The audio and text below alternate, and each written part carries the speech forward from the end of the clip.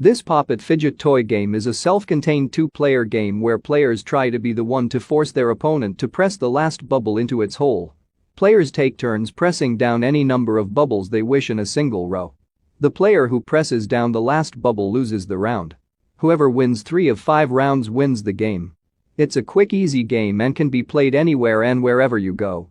All you need is this Pop It fidget toy and someone to play with.